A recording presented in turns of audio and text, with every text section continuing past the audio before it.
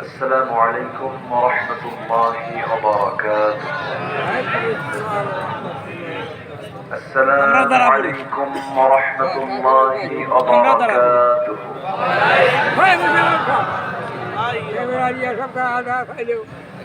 إن الحمد لله الأكرم الذي خلق الإنسان وكرمه وعلمه من البيان ما لم يعلم، فسبحان الذي لا يحصى امتنانه باللسان ولا بالقلم.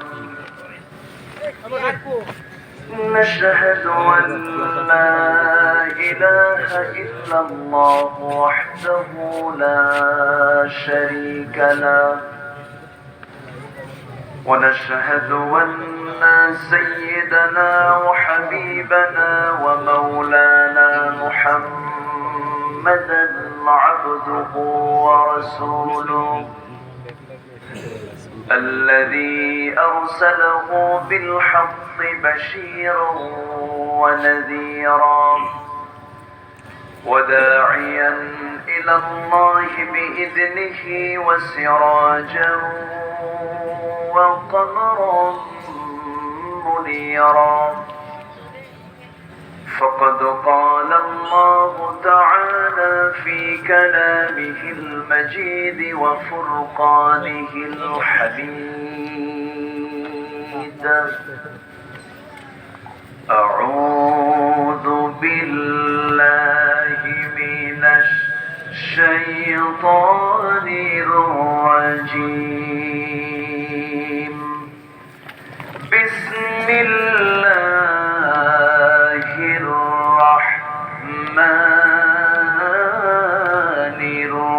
الرحيم.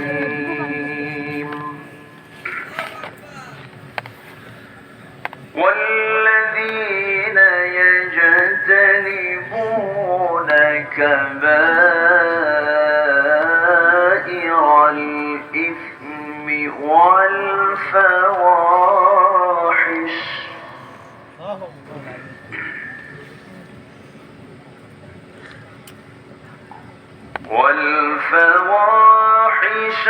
وإذا ما غضبوا هم يغفرون.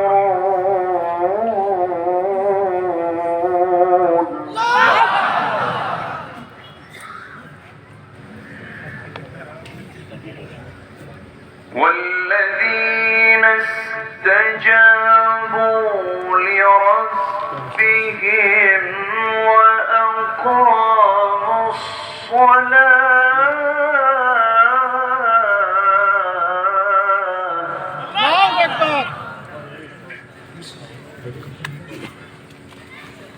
وأمرهم شورى بينهم ومما رزقناهم ينفقون.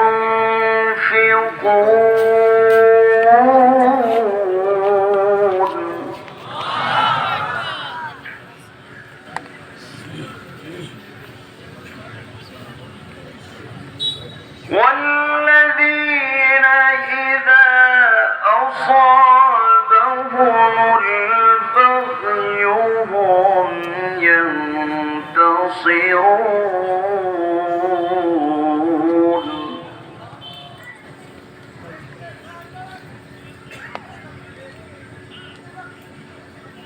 وجزاء سيئة سيئة مثلها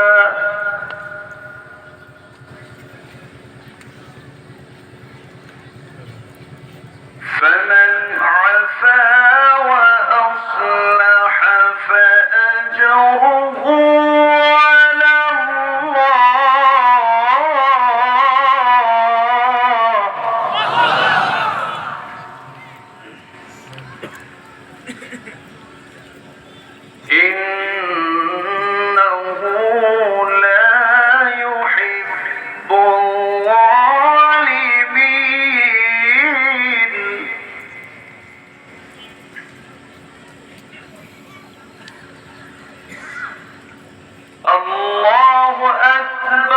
بسم الله الرحمن الرحيم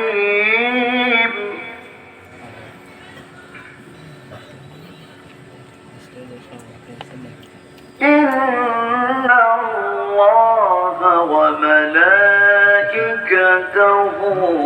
يصلون على النبي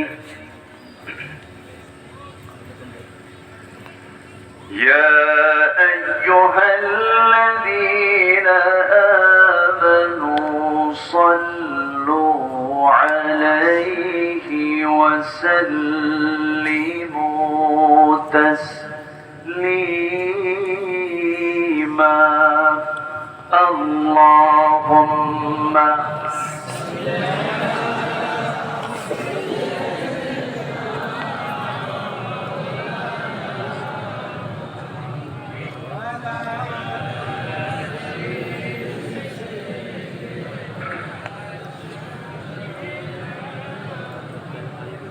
একটু মহব্বত দিয়ে নবীর প্রেমে মাতোয়ারা হয়ে জবান খুলে উচ্চ আওয়াজে সবাই বলুন আল্লাহুম্মা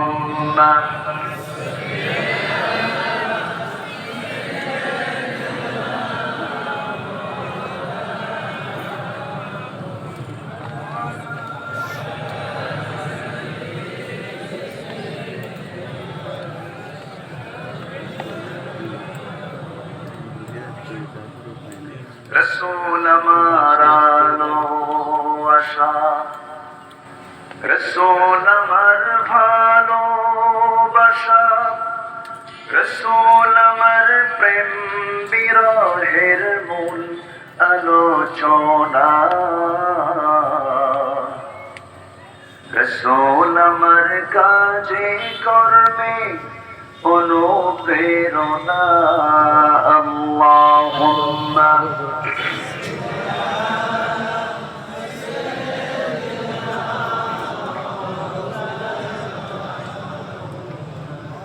وعلى آله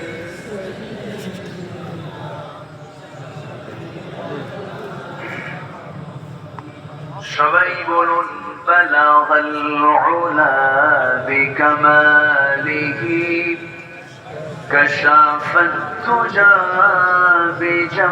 بجماله حسنت جميع خصاله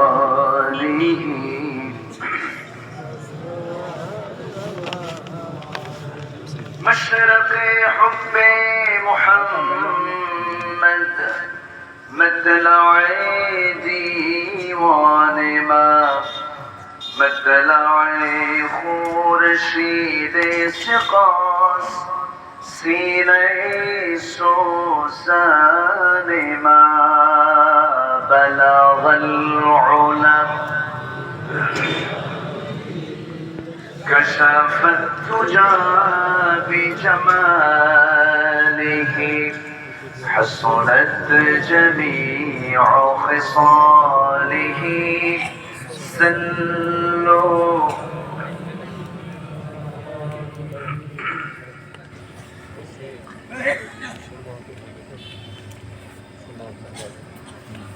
খুলনা অঞ্চলের বৃহত্তর যশোরের মাগুরা জেলার শ্রীপুর উপজেলার পূর্ব শ্রীকল সরকারি প্রাথমিক বিদ্যালয় মাঠে অনুষ্ঠিত মাহফিল ইসলামী কমিটি কর্তৃক আয়োজিত আজকের এই মহতি আয়োজনের সম্মানিত সুযোগ্য সভাপতি এক্স সাবেক চেয়ারম্যান জনাব আশরাফুল আলম, আজকের প্রোগ্রামের বরেণ্য প্রধান অতিথি মাননীয় সাংসদ আলহাজ অ্যাডভোকেট সাইফুজ্জামান শেখর সাহেব, আজকের প্রোগ্রামের বরেণ্য অতিথি মাননীয় চেয়ারম্যান মহোদয় জনাব মুআতাসিম বিল্লাহ সংগ্রাম সাহেব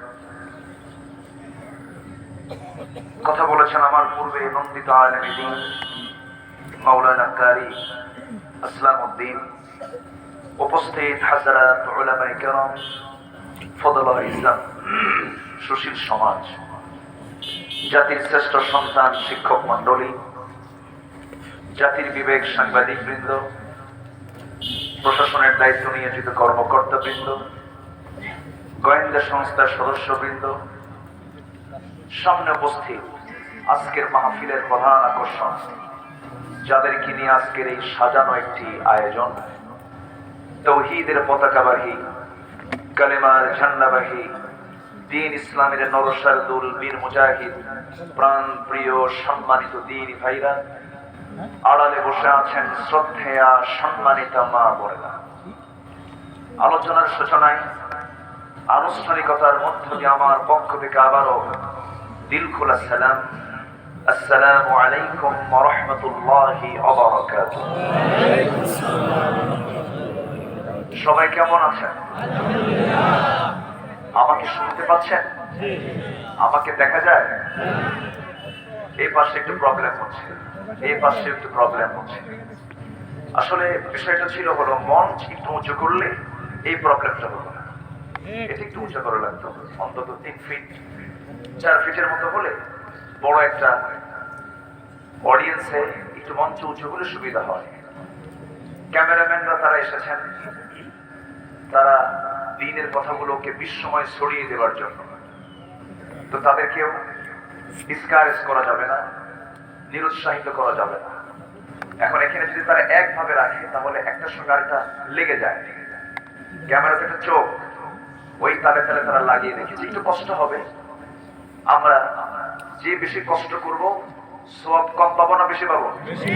বেশি পাবো। একটু ধৈর্য ধরে যে যেখানে আছি, সবাই ভালো আছি তো? বলি আলহামদুলিল্লাহ। আমাকে বলেছেন আবার সবাই মিলে আপনি কেমন আছেন, এটা হচ্ছে ভালোবাসার পরিচয়। বলি আলহামদুলিল্লাহ।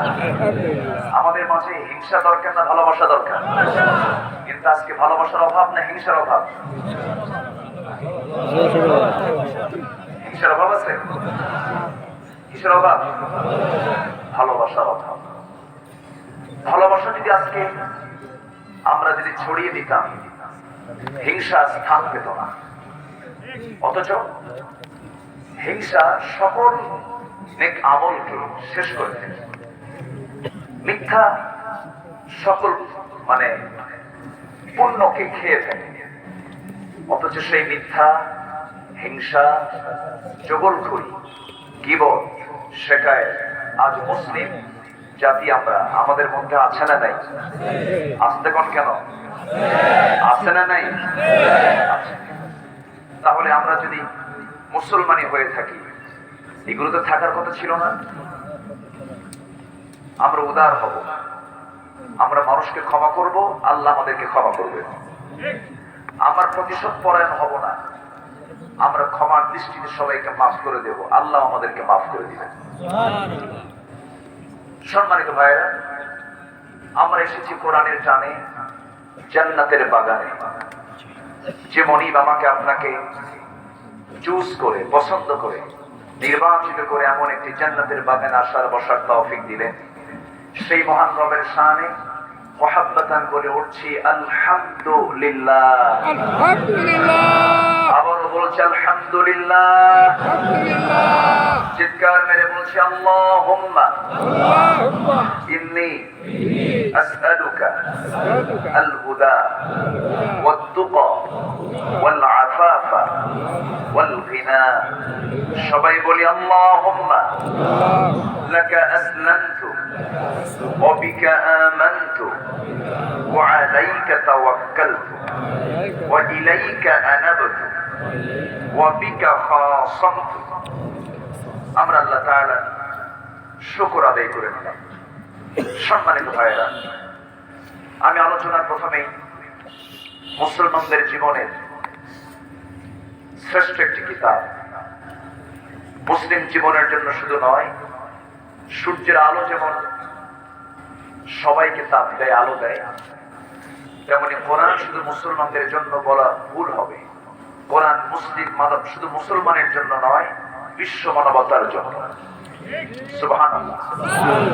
সেই বিশ্ব মানবতা বিপন্ন পৃথিবীর অনির্বাচ্য ঠিকানা আল কোরআন আল কারীমের গুরুত্বপূর্ণ একটি সূরা সূরাতুশ শূরা। সূরাতুশ শূরা আমি কয়েকটি আয়াতে কারিমা তেলাওয়াত করেছি। 23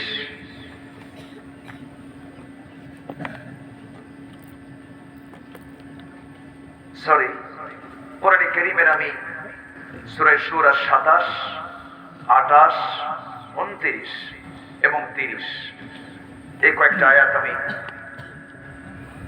তেলাওয়াত করেছি। 37, 38, 39 এবং 40 এই চারটি আয়াত আমি তেলাওয়াত করেছি। এই চারটি আয়াতকে সামনে রেখে আমি কিছু কথা বলবো। জোরে বলি ইনশাআল্লাহ। জোরে বলি ইনশাআল্লাহ। আমি যে দেখলাম এই চোখ কে দিয়েছেন, এই চোখের আবার জ্যোতি আবার কমায় দেন কে? বয়স যত বাড়ে চোখের জ্যোতি তত বাড়ে না কমে? কমে যায়। চামড়া টাইট হয় না ঢিল হয়? ঢিল হয়ে যায়। আমার চোখে পড়ছিল না, বারবার দেখতেছিলাম, ছোট্ট তো দেখা যাচ্ছিল না। সম্মানিত ভাইয়েরা, সূরা শূরা, শূরা মানে হলো পরামর্শ। শূরা মানে কি? যে কাজে পরামর্শ নাই সেই কাজে বরকত আছে? আসতে বলবেন না আছে? নাই। যে কাজে পরামর্শ আছে আসতে বলবেন না, বরকত আছে না নাই? একটা পরিবারেও পরামর্শের দরকার আছে না নাই? একটা অফিসে পরামর্শের দরকার আছে না নাই? একটা মাহফিল করতে গেলেও পরামর্শের দরকার আছে না নাই? আছে। আমার ভুল হবে, আরেকজন ভুল করে দিবেন। আমার একটা রং হয়ে যাবে, আরেকজন সংশোধন করে দিবেন।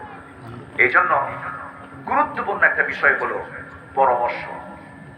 এরপরেও যদি কোনো সমস্যা হয়ে যায় আমরা ভরসা করবো কার উপরে?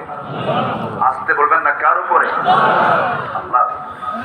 এই বিষয়ে আল্লাহ রাব্বুল আলামিন সূরা শূরা ছাড়াও আরেক জায়গায় বলছেন, فبما رحمة من الله لنت لهم ولو كنت فظا غليظ القلب لانفضوا من حولك فاعف عنهم واستغفر لهم وشاورهم في الأمر فتوكل على الله. جرب لي الله أكبر. وإذا عزمت فتوكل على الله. তোমরা যখন কোনো কাজ সিদ্ধান্ত নিতে যাবে, পরামর্শের ভিত্তিতে কাজগুলো সম্পাদন করবে এবং সর্বশেষ তোমরা ভরসা করবে, তাওয়াক্কুল করবে কার উপরে? আসতে বলবেন না, কার উপরে? যে বান্দা আল্লাহর উপরে ভরসা করবে আল্লাহ তার জন্য যথেষ্ট হয়ে যাবেন। জোরে বলি সুবহানাল্লাহ।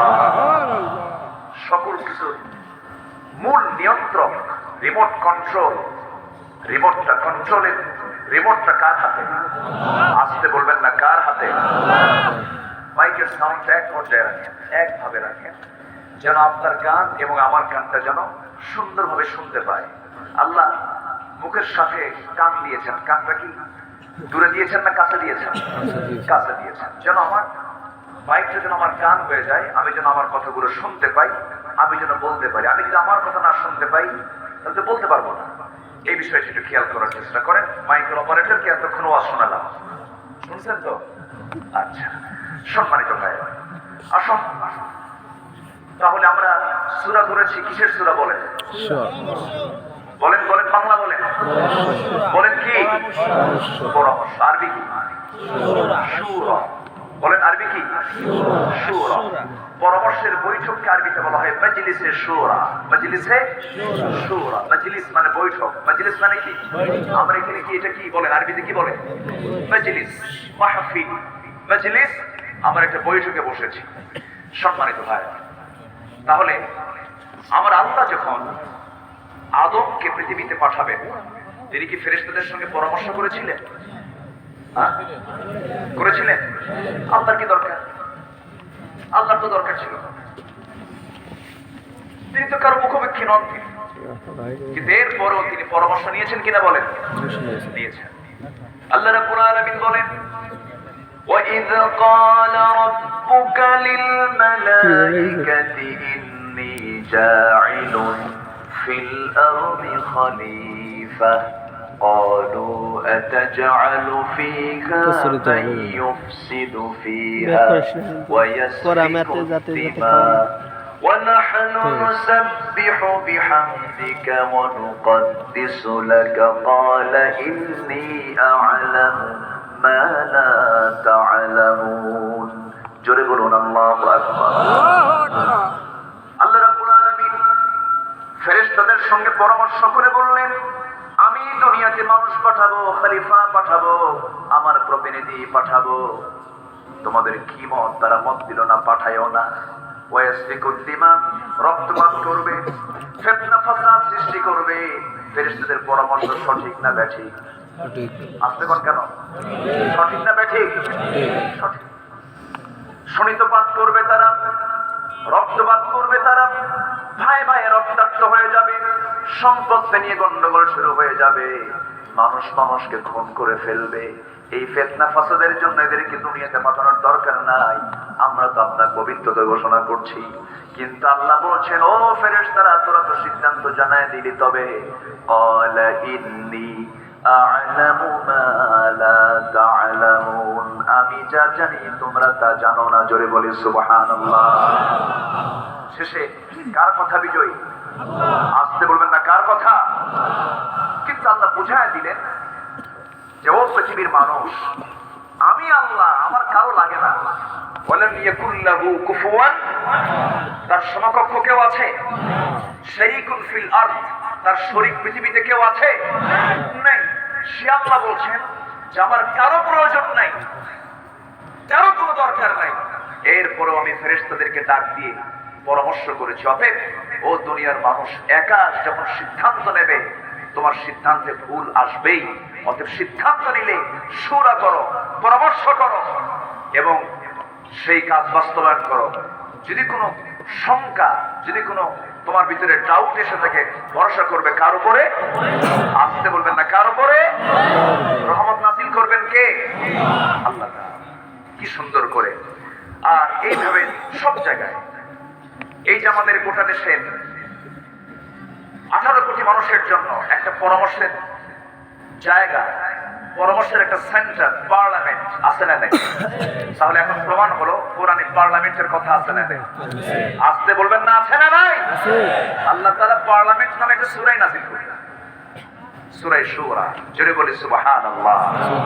তাহলে কোরআনে যদি পার্লামেন্ট থাকে, পার্লামেন্টের ভিতরে কিভাবে কথা বলতে হবে, কি আইন আনতে হবে, কি বিধান আনতে হবে, কি করতে হবে, এটা তো বাদ পড়ছে। আসতে কোন কেন? এটা কি বাদ পড়েছে? তাহলে এটা আছে না নাই? সব আছে, সব কিছু বলে দিয়েছেন এই কিতাবের ভিতরে, কোনো কিছু বাদ পড়েনি। জোরে বলি সুবহানাল্লাহ। কিন্তু আমরা এই কিতাবকে লালন করতে পারি, এই কিতাবকে আমরা রিসার্চ করতে পারি, কোরআনকে আমরা বুঝতে পারিনি, শিখতে পারিনি। আজকে যদি কোরআন আমরা শিখতে পেতাম, বুঝতে পেতাম, আজকে সমাজের ভিতরে এরকম দৃশ্য আমরা দেখতাম না। সন্তান পিতাকে থাপড়ায়, আছে না নাই? সন্তান পিতাকে ভাত দেয় না, সন্তান বাপ্পার খবর রাখে না, এমন রেকর্ড, এমন রিপোর্ট তো বাংলার জমিনে নাই। আসতে বলবেন না, আছে না নাই? আমার দেশে বৃদ্ধাশ্রম আছে না নাই? বুড়াদের জন্য আশ্রম করা হয়েছে, বুড়া মানুষ সেই জায়গায় গিয়ে আশ্রয় নেবে। বৃদ্ধাশ্রম ইউরোপ আমেরিকার জন্য মানানসই হতে পারে। ইউরোপ আমেরিকার ওই সমস্ত দেশে বুড়া মানুষের কোনো দাম নাই, কিন্তু ইসলামের সবচেয়ে বেশি দাম দিয়েছে বুড়া মানুষকে, সবচেয়ে বেশি দাম দিয়েছে। আজ লজ্জাস্কর বিষয়, আমার দেশে বৃদ্ধাশ্রম তৈরি হয়েছে। আমি নিজে গিয়েছি, দেখেছি। গাজীপুরে আমি এক বৃদ্ধাশ্রমে ঢুকলাম, ঢুকে এক বুড়া চাচাকে পেলাম। বললাম, চাচা আপনি এই বয়সে এই জায়গায় কেন? বাবা, আমার 4টা ছেলে বড় বড় অফিসার, তারা দেশের বাইরে থাকে, এক একজন ডাক্তার, ইঞ্জিনিয়ার, বড় বড় কর্মকর্তা। তারা আপনি এই জায়গায় কেন? বাবা ওদের সময় না, আমাকে দেখবে কে? যে শিক্ষার ভিতরে সন্তান বাপ মাকে দেখার সময় পায় না, ওই শিক্ষার 4 পয়সা মূল্য আল্লাহর কাছে নাই।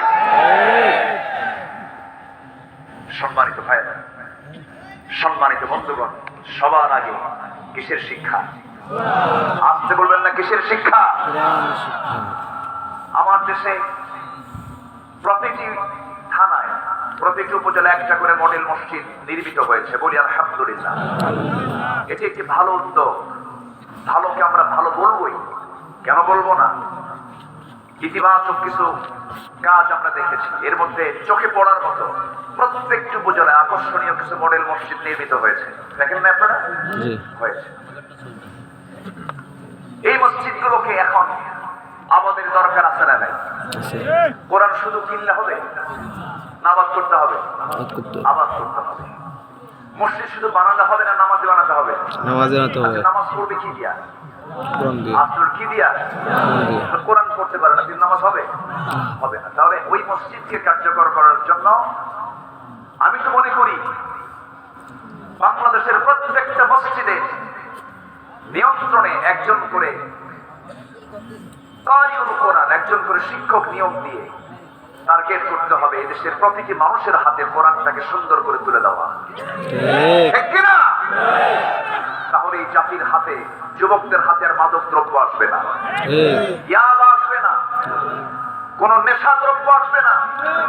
অতএব সন্তানদের হাতে এই সমস্ত নেশা অস্ত্র না তুলে দিয়ে কোরআন তুলে দিন, দেশটা জান্নাতের টুকরা হয়ে যাবে, ঠিক কিনা? সম্মানিত ভাইরা, সেই কোরআন আজও আছে না নাই? আসতে বলবেন না, আছে না নাই? কোরআনের কোনো পরিবর্তন আছে? আসতে বলবেন না, আছে নাই? কোরআনের কোনো পরিবর্তন নাই। পরিবর্তন কেউ করতে পারবে? এর কোনো সংশোধন কেউ করতে পারবে? কারণ কোরআনটা কার? আল্লাহ। আচ্ছা, সূর্যের কোনো সংশোধন আছে? সূর্য কি চেঞ্জ করা দরকার? না, আলো কি ভিজা ভিজা মনে হয়? অনেকে বলে যে কোরআন কত আগে নাজিল হলো, এখন কি এগুলো চলে? বেকুব, বেকুব। যারা কোরআনকে অচল মনে করে ওদের মুখে সুতা মারা দরকার। এরকম কিছু বেকুব আছে না নাই? বুঝে না, বুঝে না। সম্মানিত ভাইরা, আকাশ কে বানিয়েছেন? আসতে বলবেন না, কে বানিয়েছেন? সূর্য কে বানিয়েছেন? চন্দ্র কে বানিয়েছেন? আমাকে কে বানিয়েছেন? চোখ কে দিয়েছেন? চোখের মণি কে দিয়েছেন? চোখের মধ্যে পানি কে দিয়েছেন? এই পানি কিসের পানি? জীবনের পানি? জীবনের পানি? এটা কি পানি বলেন? কিছু পানি, কিছু শ্রেষ্ঠা, কিছু ইলেকট্রোলাইটের সংমিশ্রণ, এক জটিল সংমিশ্রণ এই চোখের পানি। সুবহানাল্লাহ বলবেন না? চোখ দিয়ে তো শুধু দেখি আমরা, কিন্তু চোখ নিয়ে একটু চিন্তাও করি না। এই চোখের পানি যদি সাধারণ পানির মতো হতো, তাহলে যে সমস্ত দেশ শীত প্রধান, যেখানে -20°C, সে এলাকার মানুষের চোখের পানি যদি এরকম পানি হতো, চোখের পানি যদি আমাদের জীবনের পানির মতো হতো, চোখ ওর ভিতরে যে পানি বরফ হয়ে যেত, চোখ মারতো হ্যাং। চোখ কি মারতো? হ্যাং মারা বোঝাতো, কোন দিকে ঘুরতো না, চোখ একমুখী হয়ে বরফের মধ্যে আটকে যেত। যতই শীতে যাই না কেন, চোখের পানি কি বরফ হয়? আসতে কোনো বরফ হয়? এই চোখের পানি কে বানান? আসতে বলবেন না, কে বানান? চোখের পেছনে আল্লাহ রাব্বুল আলামিন এমন একটা মেশিন সেট করে দিয়েছেন, তুলার মধ্যে চলে যাচ্ছে আমি, চট করে পানি বের হয়ে গেল। হঠাৎ করে আমি নামাজের মধ্যে সেজদার মধ্যে পড়ে গেলাম, চোখে পানি চলে এলো আল্লাহর ভয়ে। যেই চোখটা আল্লাহর ভয়ে কাঁদে, সেই চোখটা কখনো জাহান্নামে যেতে পারে না। যে চোখে কান্না বেশি, সেই দিলের রোগ কম। যেই চোখে কান্না বেশি, সেই দিলের ভিতরে কোনো রোগ আসবে না। আমরা কাঁদবো কার জন্য বলেন? আসতে বলবেন না, কার জন্য কাঁদবো? আল্লাহর জন্য কাঁদবো। দুইটা চোখ কখনো জাহান্নামে যাবে না। দুই প্রকারের চোখ কখনো জাহান্নামে স্পর্শ করবে না। এক চোখ হলো যে আল্লাহর ভয়ে কাঁদে, আরেকটা চোখ হলো যে সীমান্ত পাহারা দিয়া দেশের স্বাধীনতা সার্বভৌমত্ব যে টিকে রাখে। জোরে বলে সুবহানাল্লাহ। কিন্তু ঈমান থাকতে হবে। কি থাকতে হবে? ঈমান থাকতে হবে। সবার আগে ঈমান লাগবে। ঈমান ছাড়া সব কিছু অচল হয়ে যাবে, কারণ ভালো কাজ করে সমস্ত নিষ্ফল হয়ে যাবে। আবু তালেবের ভালো কাজ ছিল কি ছিল না বলেন? আবু তালেব নবীর পক্ষের মানুষ না বিপক্ষের মানুষ? কিন্তু লোকটা মুমিন না কাফের? বলেন মুমিন না কাফের? আমার নবীর পক্ষের মানুষ, নবীর জন্য যে লোক হেঁটেছেন, আমার পূর্বের আলোচক সুন্দর করে ইতিহাসটা টেনেছেন। আমার নবীকে সাপোর্ট দিতে গিয়ে আবু তালেব অনেক অত্যাচারের সম্মুখীন হয়েছেন। এত ভালো কাজ নবীর পক্ষে সারা জীবন করে যাওয়ার পরেও লোকটা জান্নাতি না জাহান্নামী? জাহান্নামী কেন? কি নাই? আসতে বলবেন না, কি নাই? ইমান। ইমান হলো, ইমানটা থাকতে হবে, ইমানটাকে লালন করতে হবে। ইমানটা লালন না করলে পরে আমার আপনার কোনো কাজগুলো কোনো ফলে আসবে না। আমি অপশনাল সাবজেক্টে আমি 100-তে 100 পেয়েছি, অতিরিক্ত সাবজেক্টে কিন্তু কম্পালসারি আবশ্যিক সাবজেক্টে আমি পাইছি 0, পাস হবে নাকি? পাস হবে না। ইমান থাকতে হবে আমার আগে। আগে কি থাকতে হবে? ইমান থাকতে হবে। আমার দেশে অনেক মুসলিম কাফের আছে, আছে না? মুসলমান পরিচয়, মুসলিম পরিচয়, কিন্তু অনেক কাফের আমার দেশে আছে না নাই? আসতে বলবেন না, আছে না নাই? যারা ধর্মকে দূরে রাখতে চায়, এরকম লোক আছে না নাই?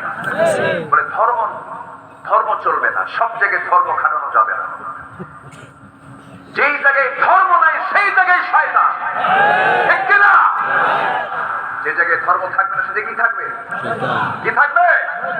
ইসলাম আছে যেখানে আমরা আছি সেখানে, ইসলাম আছে যেখানে, ইসলাম নাই যেখানে, বলেন ইসলাম নাই যেখানে, মনে থাকবে তো? সবার মনে থাকবে? জোরে বলি ইনশাআল্লাহ, আর জোরে বলি ইনশাআল্লাহ। সূরার নাম কি? কিসের সূরা? পরামর্শ। বলেন কিসের সূরা? আসুন আমরা পরামর্শ করি একটু, আমরা যাই একটু আলোচনার দিকে আস্তে আস্তে চলে যাই। কষ্ট পাচ্ছেন নাকি আপনারা? কতক্ষণ থাকবেন আপনারা? সারা রাত। সারা রাত থাকবেন জানাজা সহ? এতক্ষণ কথা বলতে পারবো আমি? আচ্ছা দেখা যাক, আপনাদের এই যে একটা তামান্না আল্লাহ কবুল করুন। জোরে বলি আল্লাহুম্মা আমিন। সম্মানিত ভাইরা, খুব ভালো আপনারা। আমি যখন শ্রী পড়তো না, এটা শ্রী মানে কি? অসুন্দর না সুন্দর? বলেন সুন্দর না অসুন্দর? এই জায়গায় কোনো অসুন্দর কিছু নাই, সব শ্রী।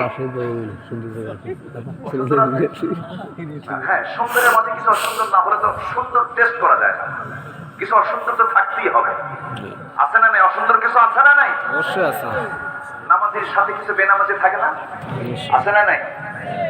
ভালোর মধ্যে কিছু মন্দ আছে না নাই? সবাই কি মুহাম্মাদের মতো হবে না আবু জেহেলের মতো কিছু আছে? আবু জেহেলের মতো কিছু লোক আছে না নাই? অনেকে বলে হুজুর আবু জেহেল তো অনেক আগে মরে গেছে, কিন্তু নাতিপতি আছে তো? নাতিপতি আছে না নাই? দাম দিয়ে জিনিস নিয়ে দাম দেয় না, জিনিস নাই কিন্তু দাম দেয় না, এরকম লোক তো বাংলার জমিনে নাই। এই অভ্যাসটা ছিল 1 নম্বর আবু জেহেলের মধ্যে। কার মধ্যে ছিল? শ্রীপুরেতে এরকম লোক নাই? আছে, আছে, আছে। আবু জেহেল বাজার থেকে একদিন আটার বস্তা নিয়ে আসছে। কিসের বস্তা? আটার বস্তা। আটার বস্তা নিয়ে চলে আসতেছে, নেতা মানুষ তো। তো সাহাবী গরিব মানুষ বললেন, ভাই তুমি আটা নিয়ে গেলে আটার বস্তা, তো আটার বস্তার দামটা দিবা না? আবু জেহেল কয়, তুই আমার কাছ থেকে দাম চাস কেন? বস, আটার দাম কি দেওয়া যাবে না? চুপ কর, পাঠায় দে। আটার বস্তা পাঠায়। বেশ কিছুদিন চলে গেছে, বললেন যে আপনি তো একটা বস্তা আটা নিয়েছিলেন, দামটা দিবেন না? আবু জেহেল বলে, এতদিন পর এখনো প্রশ্ন করতেছিস, তুই কি টের পাস না দেবো কি দেবো না? এরকম লোক তো বাংলার জমিনে নাই। বুঝতে হবে, বুঝে নিতে হবে সবকিছু।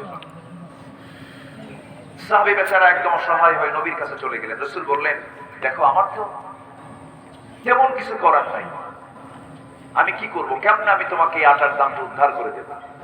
জিবরিল আমিন এসে বলছেন, ইয়া রাসূলুল্লাহ, কোনো টেনশন করবেন না, আটার দাম আপনার হাতে আবু জেহেল এমনি দিয়ে দেবে। একটু আস্তে কোন সুবহানাল্লাহ। সুবহানাল্লাহ। আলোচনা শুনতে কষ্ট হচ্ছে আপনাদের? এমনি দিয়ে দেবে, আপনি শুধু যাবেন, সামনে দাঁড়াবেন, এমনি হাজির করে দেবে সব টাকা। খেলার নাম কি? বাবাজি। বাবাজি। একটু লম্বা কথা, শুনতে কষ্ট হবে না তো আপনাদের? না না না, জোরে বলি ইনশাআল্লাহ। ইনশাআল্লাহ। সূরার নাম কি? আশুরা। আশুরা। সূরার নাম আশুরা।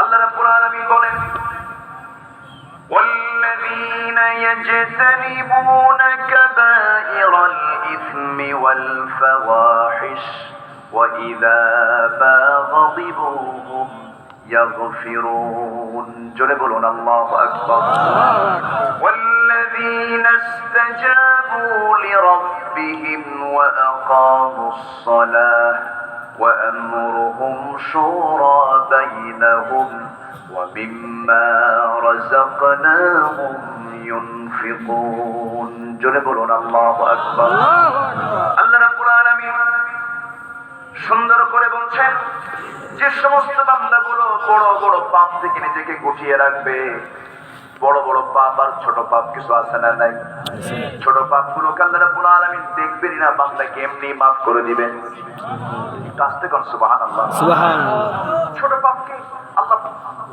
দেখবেনই না আরেক জায়গায় এই কথাটা আসছে بلى من كسب سيئة وأحاطت به خطيئته أولئك أصحاب النار هم فيها خالدون جنبون الله أكبر আরেক জায়গায় বলছেন إن تجتنبوا كبائر ما تنهون عنه نكفر عنكم سيئاتكم وندخلكم مدخلا كريما আল্লাহ বলেন বান্দারে তুমি যদি বড় বড় গুনাহগুলোকে নিজের জীবন থেকে মাইনাস করে ফেলে দাও বাদ দিয়ে দাও আমি তোমার জীবনের ছোট ছোট গুনাহগুলোকে আমি আল্লাহ এমনি তোমার জীবন থেকে মাফ করে দেব সুবহানাল্লাহ এটা কি আমার কথা আল্লাহ কার কথা আল্লাহ আসতে বলবেন না কার কথা আল্লাহ আর আমরা সেই ছোট গুনাহ নিয়ে ব্যস্ত বড় গুনাহ নিয়ে কোনো টেনশন নাই ছোট ছোট বিষয় নিয়ে আমরা খুব ব্যস্ত হয়ে পড়ি কি হয়তো একটা আমল বাদ পড়ে গেছে আমি নাচতে বলবো না জোরে বলবো এরপরে ফিতরের নামাজ 3 রাকাত পড়বো না 1 রাকাত পড়বো ফরজ নামাজের পরে মোনাজাত করবো কি করবো না তারপরে বুকে হাত বাঁধবো না নাভিতে হাত বাঁধবো এই সমস্ত বিষয় কি বড় কোনো বিষয় আসতে কোন কেন এগুলো বিষয় কি বড় কোনো বিষয় এগুলো নিয়ে সমাজে কিছু ফিতনা আছে না নাই আসতে বলবেন না আছে না নাই অথচ বড় বড় পাপ হলো সুদের কারবার করা শ্রীপুরে নাই কি কয় শ্রীপুরে আছে আছে এই মুহূর্তে কি উঠবেন না যদি ওঠেন ভাববো ওটা বড় সুদখোর খুব সাবধান ওয়াজের মোড় বুঝে ওঠা বসা করে বসেন সবাই আপনি মুখে দাঁড়িয়ে রেখেছেন মাথায় সুন্দর টুপি দিয়েছেন 4 লাখ টাকা খরচ করে হজ করেছেন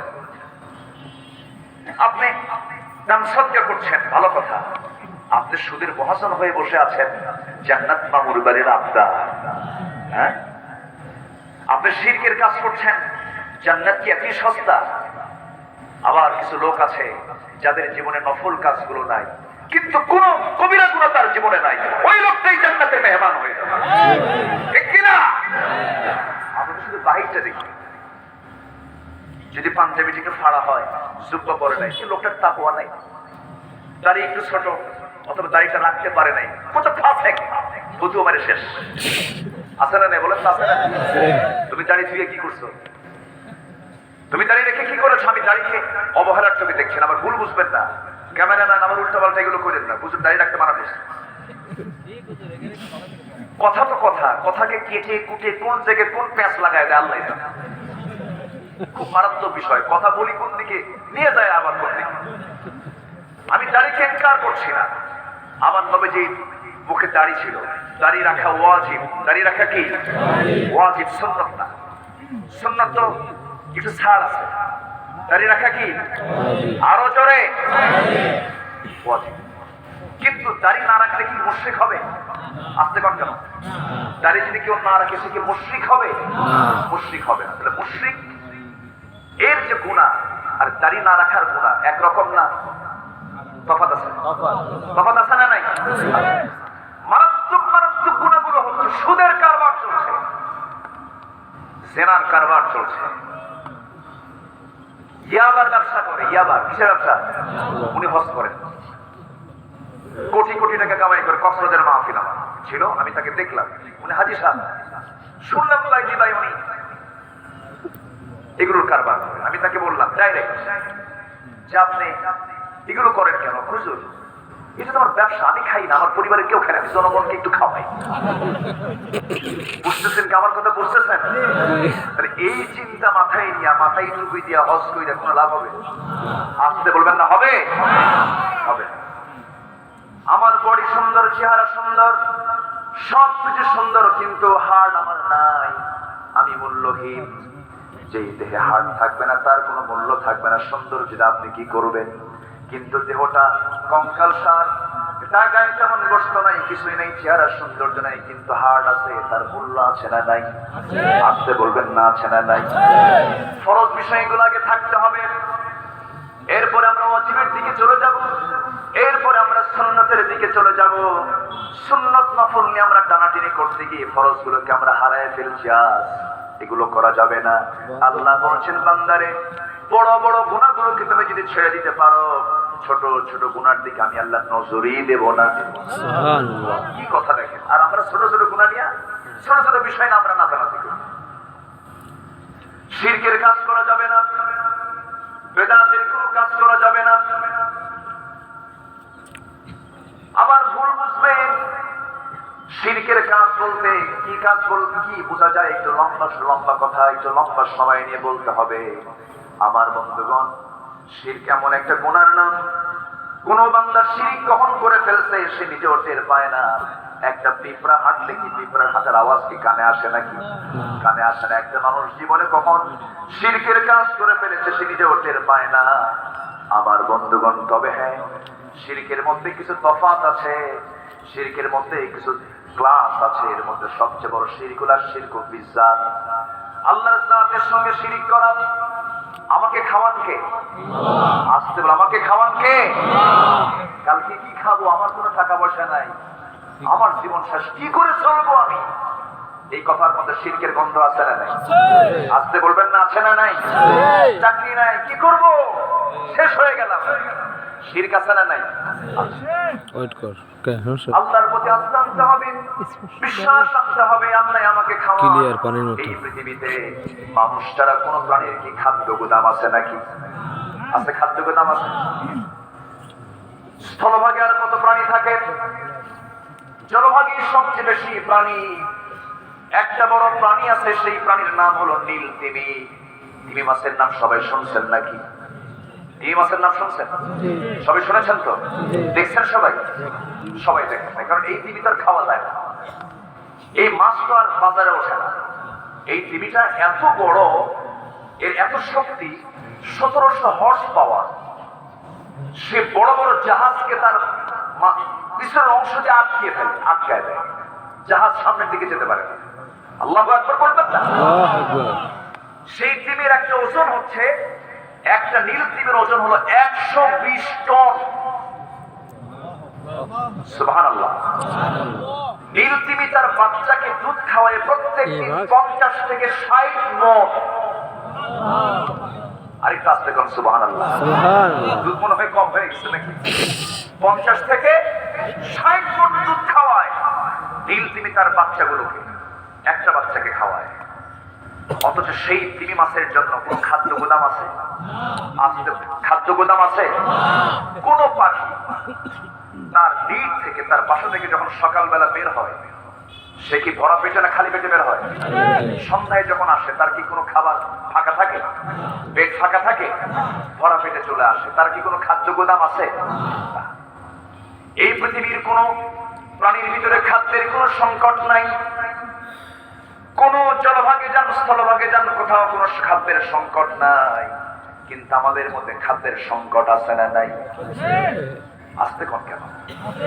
খাদ্যের সংকট আছে না নাই? সংকট আছে বলেই পণ্য সামগ্রীর দাম কমছে না বাড়ছে? বেড়েছে, এটাই তো বাস্তব। গোটা পৃথিবীর দিকে আপনি তাকান। আজকের এই আধুনিক দুনিয়ায় যারা আমরা সভ্য দুনিয়া বলছি, কিসের সভ্য দুনিয়া? অসভ্য দুনিয়া বললেও ভুল হবে না, কারণ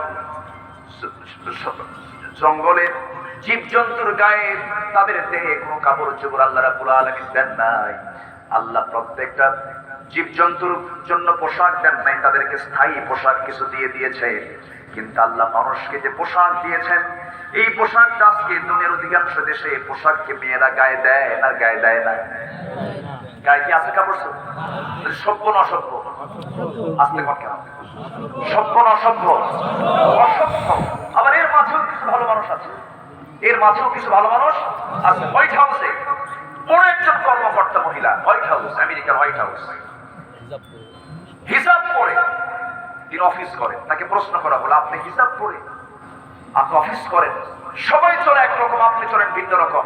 তিনি জবাবে বলছেন, বনের জঙ্গলের পশুর গায়ে পোশাক থাকে না, মানুষের গায়ে পোশাক থাকবে, এটাই হলো সভ্যতা।